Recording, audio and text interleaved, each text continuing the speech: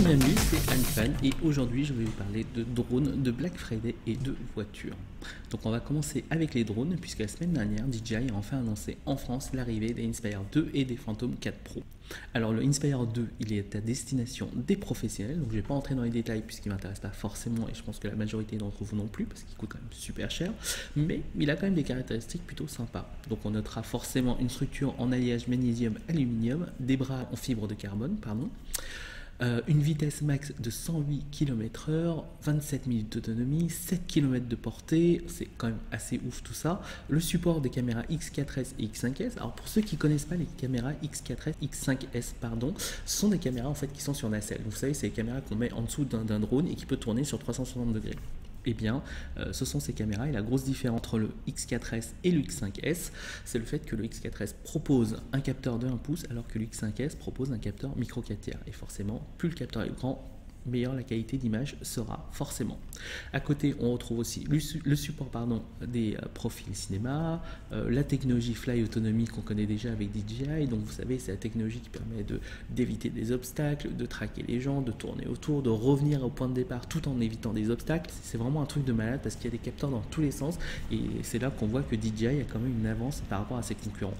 Donc je ne citerai pas par exemple GoPro qui s'est complètement ramassé avec le Karma, mais dans ce sens-là, c'est vrai que DJI est bien plus avancé en termes de drone. Voilà, le seul hic, 3399 € seul, et si vous voulez la petite caméra en plus, par exemple la X5S, c'est vendu en pack à 6999. Donc c'est quand même un sacré prix.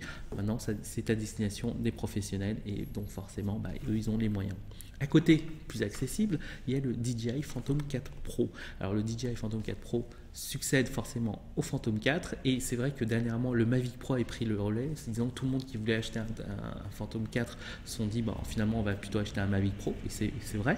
Et donc dans ce cas, voilà le 4 Pro et l'avantage du 4 Pro, c'est pour moi la grosse innovation, c'est l'arrivée d'un capteur de 1 pouce. Alors forcément, comparé à un capteur de compact du Phantom 4 ou du Mavic Pro, c'est le jour et la nuit. C'est comme si vous prenez un compact expert comme un PowerShot G7X Mark II, un RX100 4 ou un LX15 chez Panasonic, ça n'a rien à voir, c'est impressionnant, la qualité d'image, le gap est monumental. Alors forcément ça ne rivalise pas avec du micro 4 tiers ou encore mieux de l'APS-C, donc des capteurs de réflexe, mais c'est déjà un grand plus par rapport à ce qu'on connaît déjà.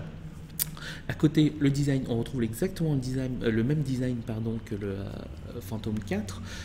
Ça tourne maintenant de la 4K en 60 fps, 20 mégapixels pour le capteur, donc toujours 7 km de portée, 30 minutes d'autonomie, le support du H264 et du H265 et 72 km/h de vitesse. Donc c'est assez rapide et franchement ça peut faire pas mal de choses. Alors moi qui ai hésité justement parce que là j'avais commandé pour Noël justement le Mavic Pro et donc je suis en train d'hésiter quand même avec ce Phantom 4 Pro. Alors il coûte plus cher, on parle quand même de 1700 €, mais en termes de qualité d'image, parce que moi je veux pas un drone pour faire la course avec, moi je veux un drone pour faire des images, pour faire de la vidéo, pour faire de la photo, et c'est vrai que là le capteur d'un pouce ça peut me tenter.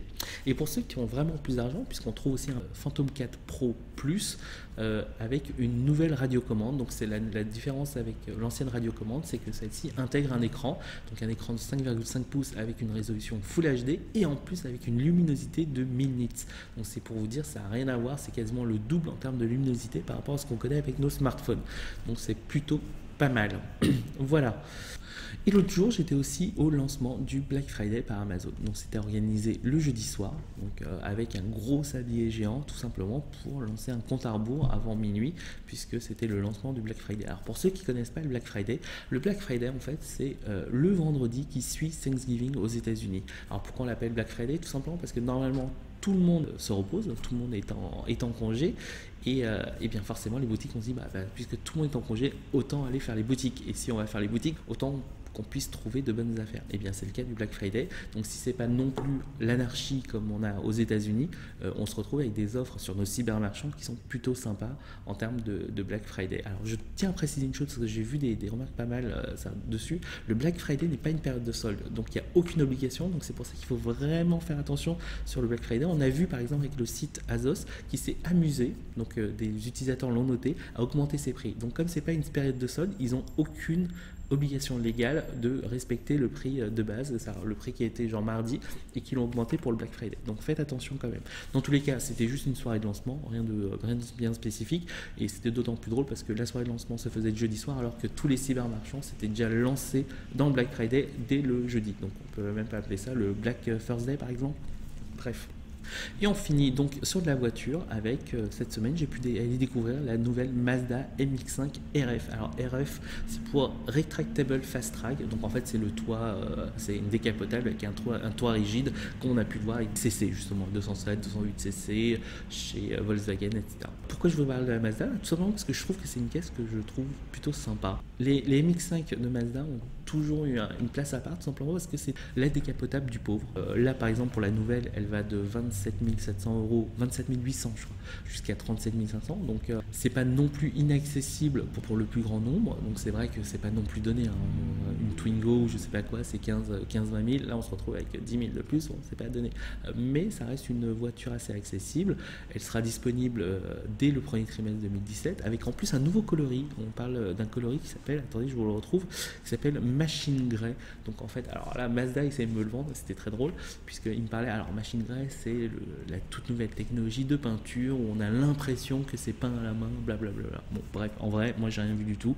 Moi j'ai vu que c'était un gris foncé plutôt sympa, j'ai vraiment aimé, mine de rien.